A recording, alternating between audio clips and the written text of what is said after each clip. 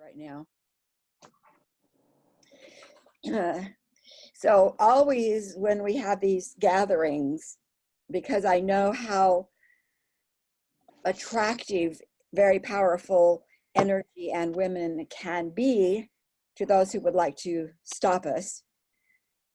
Being an energy worker, healer, I always affirm that we are in sacred ground of sovereignty with those in unseen worlds surrounding us, protecting us as we share and as we expand, and working with us in that expansion. And we prepare and ask that this space be held in that level of integrity and strength and clarity. And so it is. So Barbara Ann Ferris. But Barbara Ann, I've known her since, I think Barbara, I think I met you, I don't know, 2004 or something, a long time ago. When did you run? Pardon? When did you run for office? 2005, yeah. I ran for city council in 2005. And I interviewed Barbara several times, I think, at least once, maybe twice, when I did Sister Space Radio and Women's Radio. So I've known of her for quite a while. I'm going to tell you two short stories about Barbara, and then I'm going to let her take over. The way we're going to do this, short introduction of Barbara, turn it over to Barbara for about 20 minutes, and then we're going to open the space, and we're going to, so that you can ask questions, and if you want to, it'll be easy just to raise your hand or go to the chat and say, I have questions. And then we'll take it back to Barbara so she can do some, here's how to connect with me kind of thing, and then we'll close the circle right at 6. So Barbara Ann, you all know Senator Dennis Kucinich. He ran many times, and Barbara Ann put on her big girl boots and she ran against Dennis Kucinich. So she's been in the fray. She's been working with politics for I don't know how long. So she has a lot to tell us about what that's about and why to even get involved. And I think it was when Russia collapsed, you were sent in to teach business, if I remember correctly, and the women didn't want to do business. The Peace Corps. Yeah. As the Women in Development Director. Right. And Peace Corps was asked to open up the former Soviet Union countries for volunteers. Yeah. And what did the women want to learn? So the women didn't want volunteers. They wanted to learn how to run for office. There you go. So I heard it after 3 countries and decided, you come with your Western baggage and you realize they've never run for office, but they were smart enough to know if they didn't have a seat at the table, that they weren't going to have a voice in the policies that affected their lives. Yeah.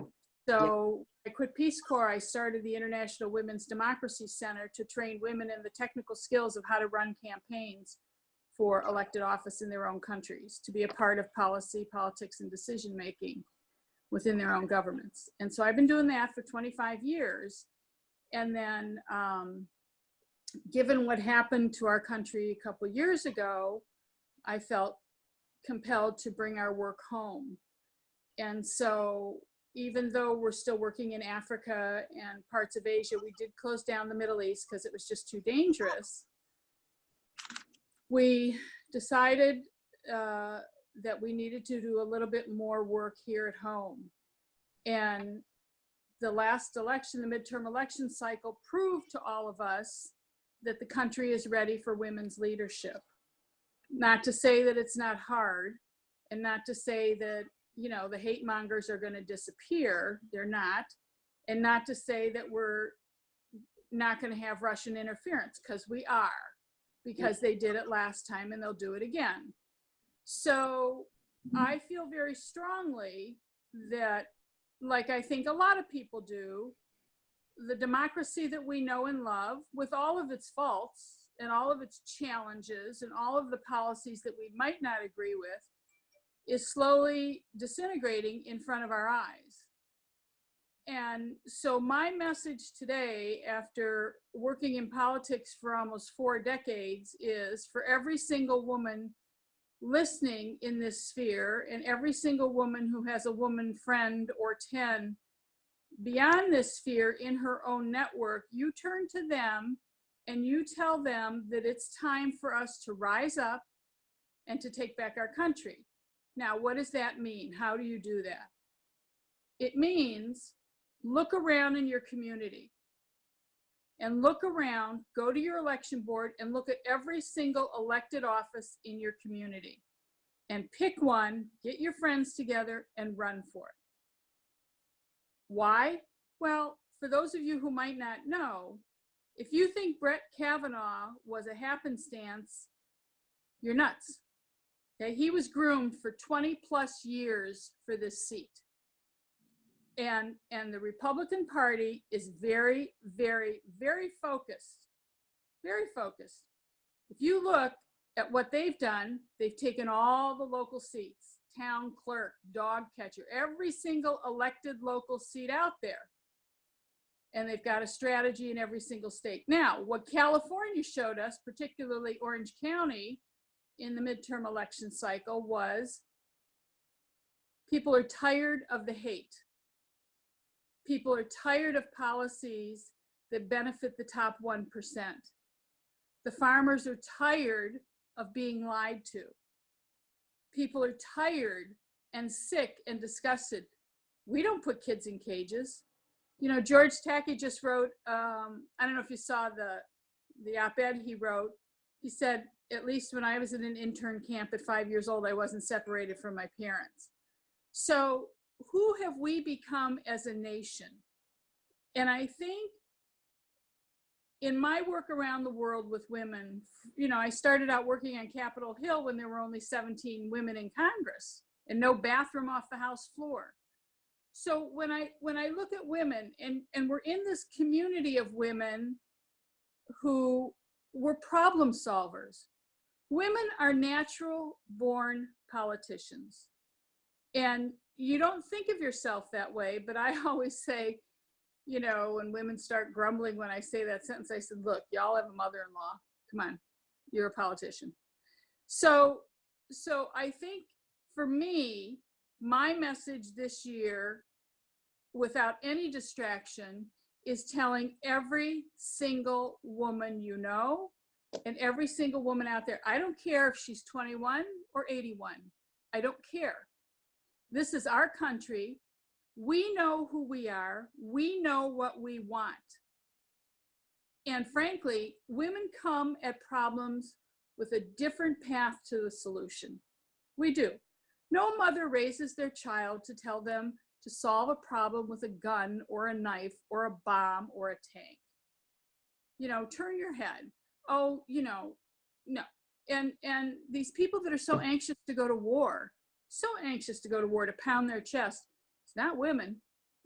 So if you look at the bigger picture and look at who we are and what we want, you know, I've worked in many situations of coexistence where we're trying to move from conflict to coexistence in the Middle East, in Northern Ireland. I've got years of experience there.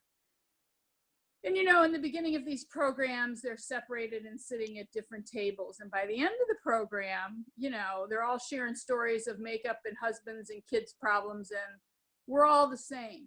What do we want? We want a better life for our kids. We want access to healthcare. We want access to education. We want a roof over our head. We want long-term economic security. It's no different than anyone, any woman in any of the 193 countries of the world. It is no different. We are no different. And there are no geographic barriers to what women want. So my message is to every single woman out there, rise up. Rise up. You can do it. I'll help you. I'll show you how to put a campaign together. It's very methodical. You know, there's 15, 20 things you got to do, but it's very possible. It's very possible. And unless women decide enough is enough, then we're going to suffer. We're going to suffer. I can't even wrap my head around the fact that 7 children have died in these freaking cages. That is not who I am as an American. That is not why my grandparents immigrated here, for a better life. So Yeah, I think I'll open it up to questions now. I don't know how big the audience is. Right now we're small, but that doesn't mean it's not going to stay small because we'll keep broadcasting it for as far as we need to. You know, Barbara, I also met a fellow, J.J. Johnson, who was when he discovered way back about when they first started talking about a wall, and we're talking what, after Bush.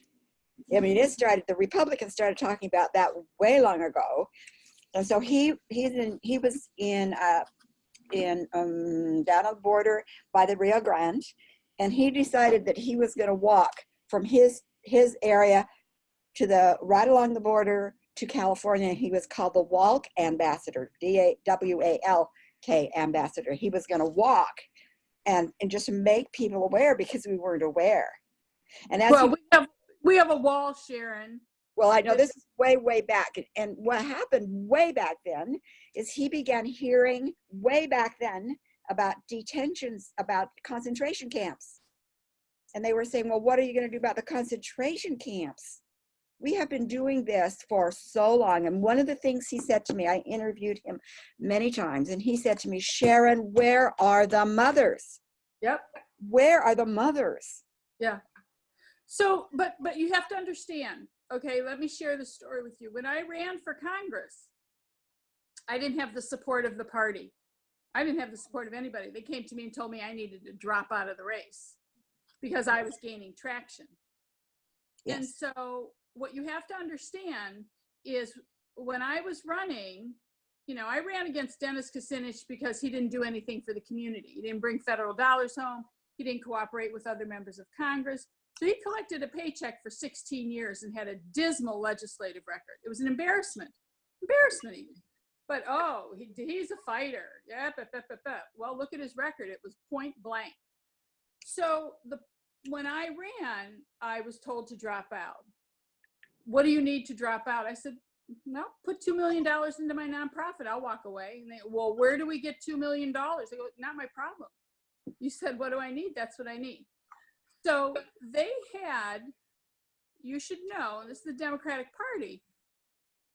When Dennis was going to retire, they had the mayor of a town in line to take his job. They had the state senator in line to take the mayor's job.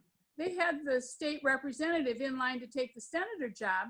And they had the city council guy in line to take the House job. So women are excluded from party politics. Mm-hmm. Oh, maybe they're executive director. Oh, maybe they're the fundraiser. And so what I am saying to women, enough is enough. Mm-hmm. You don't need permission to run for office. You don't need permission. Are you going to have a hard time? Yeah, look at AOC. Look at Ayanna Pressley. Look at these young women who come to these congressional hearings so well prepared. And they're grilling these guys like sausages. And it's not a show. They're asking hard questions. Yes. They're fully prepared.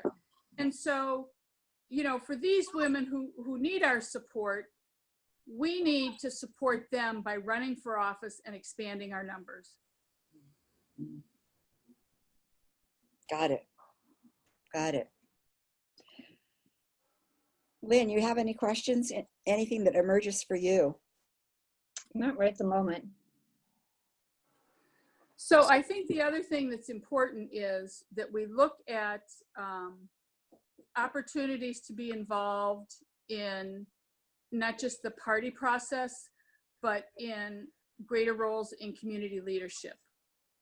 And we really have to focus hard on supporting other women to take leadership roles where decisions get made about how local budgets get spent. Mm-hmm. And that is critical, because this is a money game. This is a money game. And if people don't understand it, they need to understand it. You know, how you spend your municipal dollars, where those municipal dollars go. I think a really great example is the example of Barbara Roberts, who was the governor of Oregon. Okay. And for people who don't know how she got started on her journey, she had a son who wasn't special needs, but he had some learning challenges and needed extra attention. Well, they wanted to put him in a special needs class and she wanted him mainstream. Anyway, it was a battle. She got so mad, she decided to run for State House and won, and continued the battle, and then ran for state Senate and won. And they still weren't listening to her, and she ran for governor and won. So in answer to your question, Sharon, where are the moms?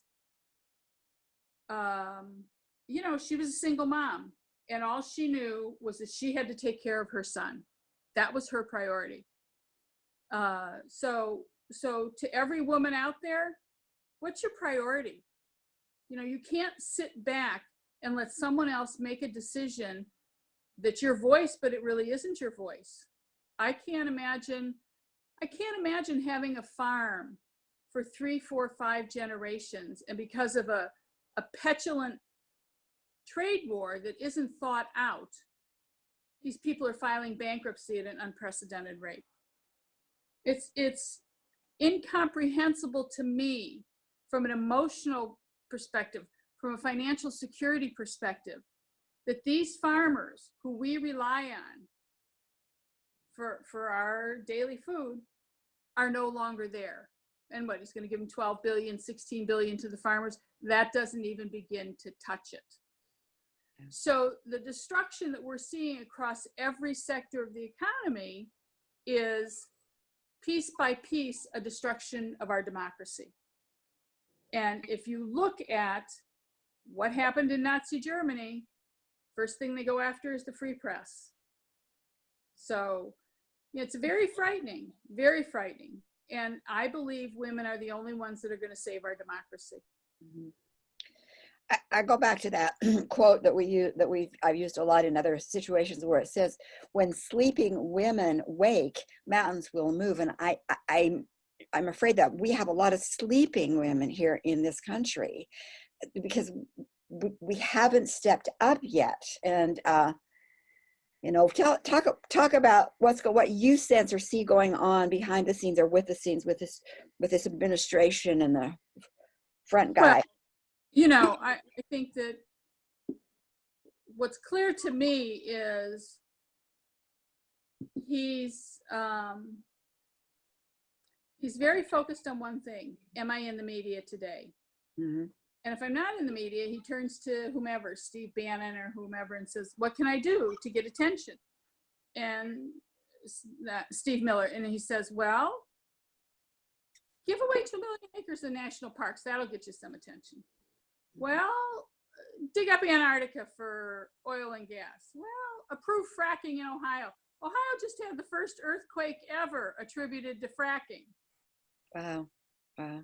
So the sleeping women in Ohio have got to stand up and say, are you people kidding me? Right. And run for office.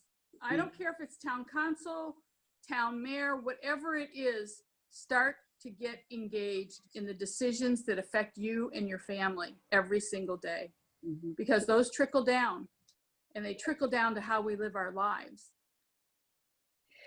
It's definitely a big part of what we need to do. It's like there's a lot of things that we need to do, and you know, the marches that's good, but you know, there's other pieces that need to be active and put in place to really turn this around in the timely manner it needs to turn around, is from my perspective. Oh, we only have this election cycle. If we don't do it this election cycle, if we don't beat him, then I'm not sure what's going to happen to us as a nation. Mm-hmm. And that to me is extremely frightening. I just finished the book Becoming, and one of the things that several things come out of that. What I was really made aware of more than I had already been aware of is how media sways public. Of course they do. And so here we have, you know, I think the intention that the Baracks brought to that position, and especially Barack, but also Michelle, what they brought to that position was to really make a difference for benefit in the country. And of course, what the Republicans brought to it was, we're going to not allow anything to happen and he's not going to get credit for anything, and really stopped that from happening. And in the midterm elections, where we could have flipped some of those seats to give him greater support from the party, if you will, we didn't do it. It's almost like here we are again at a juncture point where at this election we need to make a major difference in who's elected, where they're elected, and that's what I'm hearing from you. Right. No, I think people, quite frankly, became very complacent when Barack Obama was elected. It's like, oh my God, we elected a black man. Mm-hmm. And we had a brilliant black man, a brilliant first lady, Yes. classy kids, bright kids, engaged kids. And we became complacent and we felt safe and we felt comfortable. And maybe he didn't agree with all of his policies, but he didn't embarrass anybody. He didn't, have his wife swat his hand. He didn't leave her, just all kinds of little rude things that are constant that show his hatred and his disdain and his insecurities and his incompetence. So we became complacent, and we can no longer be complacent. Mm-hmm. We cannot be complacent any longer, especially in this election cycle. You want to run for Congress? Go ahead. Mm-hmm. I'll help you do it. Go ahead. Now tell us, when you say I'll help you do it, what does that mean? What would that look like? Well, I will help you set up your strategic plan for your campaign. I'll help you get organized. Mm-hmm. I'll, figure out job descriptions for your field person and your communications person and your volunteer coordinator and your scheduling person. Mm-hmm. I ran a campaign. I took 6 months off from my nonprofit and ran a congressional campaign last year, 8 months. And I walked into 20 wonderful volunteers who didn't have a clue. They were banging into each other. And I trained these guys and got everybody organized, where at the end of the campaign, they said, thank you. We know how to run a congressional campaign. Great. So it's teaching skills. It's, mm-hmm. and the job of the candidate is twofold: raise money and meet your voter. Mm-hmm. Meet your voter, raise your money. Everybody else on your team does everything else. So it's about getting that organized. Right. And depending on where you are and what kind of support you might have, there's obviously the parties are targeting districts. The Republican Party has disintegrated into something that many Republicans don't know what it is. And a lot of my Republican friends have left the party because I worked in an era when you disagreed with your Republican counterpart and then you went out to dinner. And It was a policy disagreement. It wasn't this hatred that McConnell is just. He's so vile and so filled with hate, and he's a liar. He lies all day, every day. And, you give tax breaks to the wealthiest and you have the largest debt in the nation. There's something wrong with that. Mm-hmm. Mm-hmm. I have a question for Barbara. Pardon me? Barbara, are you currently running for something? No, I'm done running for office. You are? I'm done. You're just encouraging others to. And why are you done?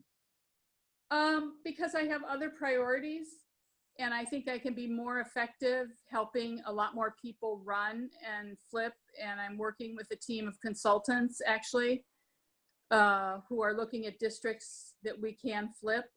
So we're encouraging candidates who are thinking about it to really take a leap of faith and get your kitchen cabinet together, and we'll help you get organized and tell you what you need to do and tell you where the votes are and who voted and who didn't vote, and where you need to do your voter registration, those kinds of things.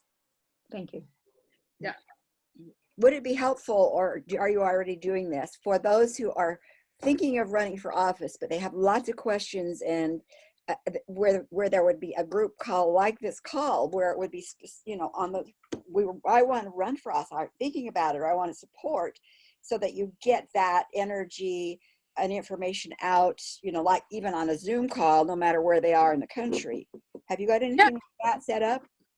I don't have that set up, but if you get enough response and people say, I really want to run for office, I don't know how to do it, and there's 15 or 20 people, we can easily do a call. Mm-hmm. Okay. But keep in mind, okay, here's what you need to keep in mind. This is June. Yes. June, July, August, September, October, November, December, January, February, March. 10 months from now, the primaries start. Mm-hmm. Mm-hmm. So if anybody's thinking, they better think fast. Mm-hmm. Mm-hmm. Exactly. Exactly. Wow. Well, who knows? I mean, when you think that we are all paying taxes Mm-hmm. and paying more taxes than we've ever paid to feed the largest deficit in our history, that should be enough for any woman who has to manage a household budget Mm-hmm. to be so angry that she would step up to the plate. They should do something. Yeah. I remember when I was running for office, and that was 2005, and it was very clear that it was not only the woman running for office, but sometimes it was the women around her. Well, most have said this. It's the women who were around her, bringing her meals, taking her kids to school if need be. I mean, there was a whole support network around many of these women, because there's a lot that goes into it, and they had to have the support of others to keep their life going beyond their political run. So there's that encouragement of women supporting each other is also, I think, very important. Oh, it's key. So Luba, who ran for Congress against Peter King in New York, she got the FEC to agree that childcare could be a deduction in your campaign costs. No kidding. Which is fantastic. I mean, she had small kids. Yes. So, she couldn't take them anywhere, and she had to get babysitters and what have you. It was fantastic, really. Mm-hmm. So again, and again, and again, when women run, women win. Mm-hmm. I remember you said to me at one time, if you're not at the table, you're the meat. Not at the table, they're going to eat you. Yep. Yeah. So it's time. Carol, you're on mute. Is there anything you want to put out there? Because I think you're the... Whoops, I just muted you. I'm sorry. Okay. Oh. There you go. No, I'm unmuted. Barbara, thank you. It was inspiring to hear you. Not enough to run for office, of course. But, the question that kept coming up when I was listening was, I wish I could encourage others to do this. And I wish my children would do it, my daughters. And then I was thinking about this one question. I'm sure you hear it all the time. If there is a man in office who we approve of and who's doing a good job, should we still run against him? Or should we choose those places? Because there's also women in office I don't approve of. Right. So how do you nuance your recommendations? No, if there's a guy in office who's doing a great job, don't run against Jerry Nadler. He's doing a great job. Exactly. I mean, let it go. But, when you have a Mitch McConnell who is so destructive to the country, there's a guy, Matt Jones, he's a sports personality in Kentucky. My prayer is this guy runs against him. The whole state knows him, and it's so needed to get Mitch McConnell out of office. Yeah. So yeah. I hope this guy Matt Jones runs. Mm-hmm. Mm-hmm. And he'd be far better than Mitch. And the Republicans know they're in trouble. They do know they're in trouble, which is a good thing. So. Okay. And we're in a county, Sharon and I, that we just swept the county. All 3 county commissioners are women now. Great. Which is pretty awesome. And that's Great. where the budgeting decisions come from. Oh yeah. Well, maybe have a conversation with them about holding a workshop on how to run for office, and look at all of the positions coming up the elected seats coming up in 2020, and you know, there's power in numbers. Mm-hmm. Mm-hmm. So, you know, when you feel like you're not Nice. alone, it's so much easier to do it. Exactly. Yep. I think what continues to come forward is that there is a really organized focus, we'll say, in the Republican Party. Oh yeah. And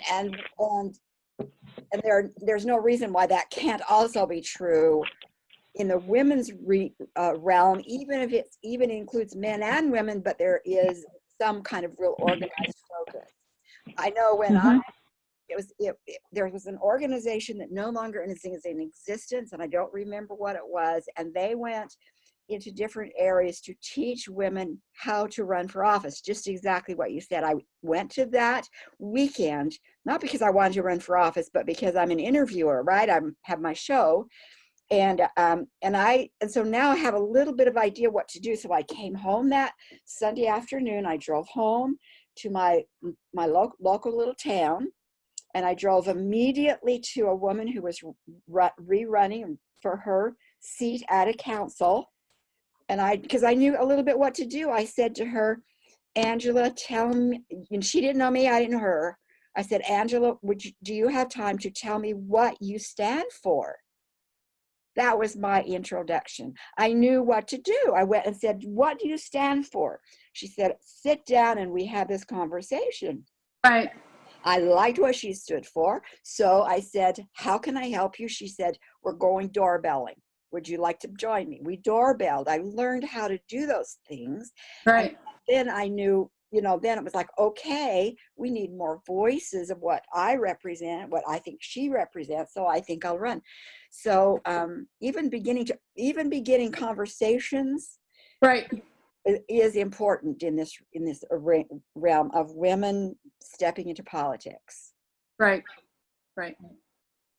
So there was a research, and again, this goes back to when I was doing interviews. So this is maybe 8 years old, but it's probably very well true. And there was a research done about why women weren't going into politics where men were.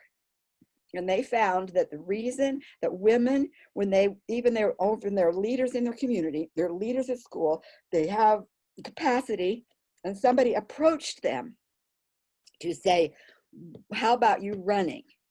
And they're almost 100%, their first response was, I don't know enough. I don't have enough time.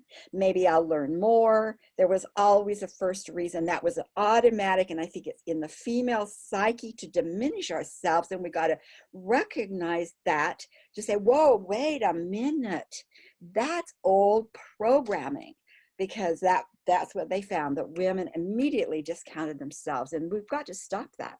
And we can stop it. Women go into power to solve problems. Solve problems. Men right. go into power because men go into elected office because they believe power is owed to them. Period. Aha. Say that again, Barbara. Women run for office to solve problems. Men run for office because they believe power is owed to them. Mm. So if we're not scared, they're not bright, they're not informed. No. They're shooting from the hip. That's right. That's right. Wow. Okay. Well, one more round. Lynn, you have anything else that's come up for you that you might want to say or add? No, I don't think so. Thank you, Barbara. You're very welcome. What about you, Carol? Nope, I am also very grateful and inspired. Thank you. Good. Very good. Good. Thanks, Carol. Thanks, Barbara. Okay. So how can they get a hold of you? What's their my email? They can email me for Okay. starters if there's a direct question, and we'll go from there. Okay. And we'll put your email in relationship with the video. And Okay. my commitment is to see what next step I can do to broaden this conversation and community to even learn more. And I'll be in touch with you at how that might fit for what's going on. That's great. So appreciate your time. As always, love you, love what you're doing.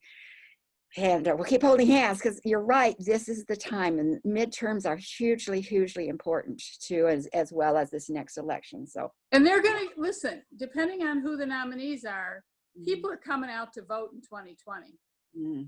They're going to come out and vote because people are disgusted. So we got to take back our country. We ought to take back our country for sure. Thank you. Thank you guys for participating, Lynn and Carol. It really, really adds to the conversation rather than just a conversation between Barbara and I, although we can chat a lot, don't we, Barbara? Yes, we can. Thank you so much. Okay. And until we get together again. Okay. Bye, loves. Bye. Bye.